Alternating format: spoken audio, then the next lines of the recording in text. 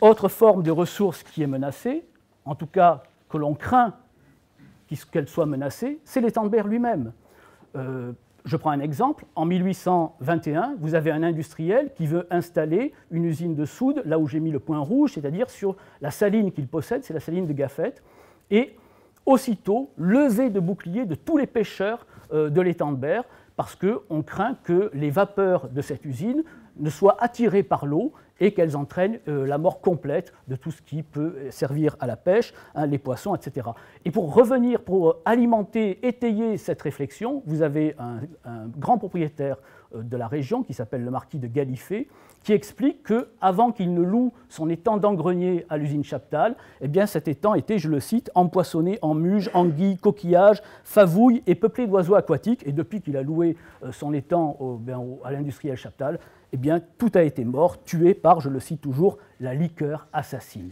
Donc il y a véritablement une crainte que cette usine, par les vents en plus, hein, entraîne une sorte d'empoisonnement général de tout l'étang de Berre. Alors comment réagissent les pouvoirs publics? Eh bien, les pouvoirs publics sont divisés. Vous avez en gros deux niveaux. Il y a tout d'abord les municipalités et le conseil général. Les municipalités sont proches des populations rurales. Elles ont souvent dans leur conseil de grands propriétaires fonciers. Elles demandent la fermeture des usines. Et si on ne les ferme pas, au moins leur délocalisation vers des lieux complètement inhabités.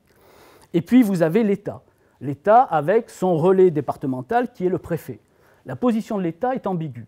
D'un côté, vous connaissez sans doute tous ce fameux décret du 15 octobre 1810 sur les établissements insalubres. L'État a reconnu la dangerosité de ces usines. Il les a classées comme dans la catégorie la plus dangereuse. Mais en même temps, l'État soutient constamment ces usines. De quelle manière? Bien, il a maintenu la protection douanière qui empêchait l'arrivée des soudes végétales, donc il tient vraiment à cette usine.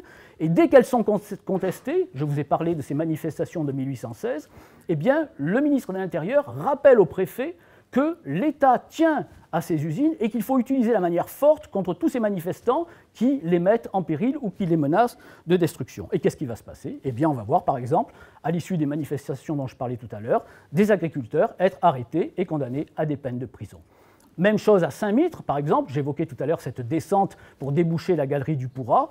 La gendarmerie débarque à Saint-Mitre, essaye d'arrêter les fauteurs de troubles, mais là, ça ne se passe pas très bien, la population se révolte, caillasse les gendarmes et arrive à libérer un des deux prévenus qui avait été arrêté.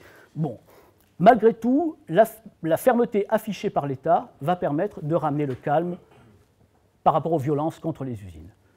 Le calme, mais pas les procès. Et on va voir que par rapport à la justice, les industriels continuent à être systématiquement condamnés en procès. Ça devient tellement systématique que l'État s'inquiète et le ministre de l'Intérieur décide d'intervenir en disant aux industriels, écoutez, dans votre propre intérêt, ou vous trouvez un système qui permet de dépolluer vos rejets, ou je suis obligé d'arrêter la fabrication parce que de toute façon, vous allez être ruinés. Alors, ce qui est intéressant dans cette attitude de l'État, c'est que si l'État prend en compte la contestation des populations, s'il impose aux industriels d'avoir des installations moins polluantes, c'est moins dans un souci de santé publique ou de préservation des revenus de la rente foncière que dans le but d'essayer d'endiguer une contestation qui, par le biais des tribunaux, a réussi à créer un rapport de force suffisamment puissant pour mettre en péril l'existence même d'une industrie jugée fondamentale. Alors, comment réagissent les industriels? De deux façons. Première stratégie, l'éloignement. On va délocaliser les usines incriminées. La fragmentation de l'espace de production permet de rendre la pollution des usines moins visible, moins sensible et donc moins contestable. Et on va s'installer dans des sites aussi improbables que les Ambiers, les Porquerolles, Porquerolles, des sites qui doivent vous faire rêver, hein, et aujourd'hui en tout cas, mais qui à l'époque étaient des centres chimiques importants, hein, pour la production de la soude. Deuxième stratégie des industriels, c'est l'innovation. On va essayer de trouver un système technique qui permet de dépolluer les cheminées. C'est ce fameux système. Alors c'est un système qui a été mis au point par un industriel marseillais en 1825, Rougier. C'est les fameuses cheminées rampantes. Hein, ça, c'est une image de Septem, hein, où on fait passer les fumées dans ces cheminées rampantes qui peuvent atteindre plusieurs centaines de mètres. Et on les évacue au sommet et on compte sur les effets du Mistral pour disperser tout ça. On a quand même mis dans ces cheminées des bacs d'eau en espérant que les fumées se déchargent d'une partie de leur acide. Alors, le problème, c'est qu'il faut valider ce procédé.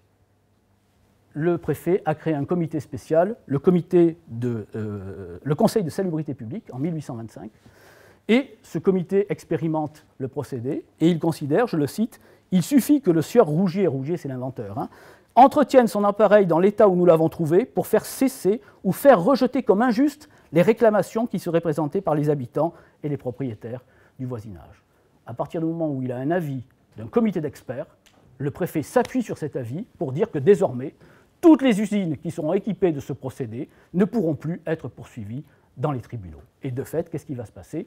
Eh bien, toutes les plaintes qui avaient été mises en route et entre-temps, contre des industriels qui entre-temps se sont équipés du procédé Rougier, eh bien, vont être déboutées.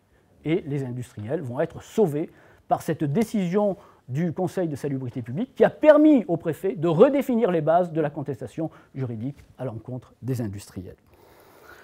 Alors, que retenir? J'ai essayé d'être rapide, même si j'ai un peu dépassé, de tous ces événements. Eh bien, c'est d'abord la précocité de la problématique industrie et environnement.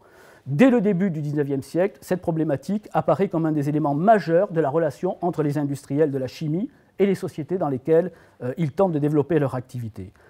Cette problématique sera renouvelée, réactivée, à partir de 1920, quand le pétrole va arriver sur les bords de l'étang de Berre, et encore plus au lendemain de la Seconde Guerre mondiale, avec l'essor de la pétrochimie.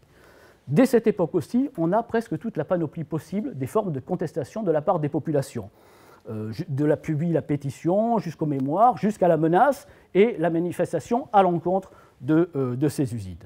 Et hier comme aujourd'hui, la seule forme de contestation qui soit la plus efficace, ça reste le recours aux tribunaux, puisque le recours aux tribunaux a vraiment failli mettre en péril et détruire complètement, d'un point de vue économique, cette industrie. C'est également au cours de cette période qu'on va se mettre en place des mécanismes, les mécanismes d'un rapport de force finalement parfois très vif entre les industriels, la population, les experts et les pouvoirs publics. Un rapport de force où chacun tient un discours et adopte des postures que l'on pourrait, à peu de choses près, toute proportion gardée bien évidemment, retrouver de nos jours à propos de telle ou telle industrie reconnue dangereuse et en même temps vitale pour l'économie de la nation. Je terminerai enfin en soulignant de grands absents dans ce débat, ce sont les ouvriers. On en parle très rarement dans les mémoires, dans les pétitions, alors qu'en réalité, ils sont souvent aux premières loges, puisqu'ils sont directement confrontés à la pollution de ces usines. Ce sont des ouvriers d'origine étrangère, souvent italiens.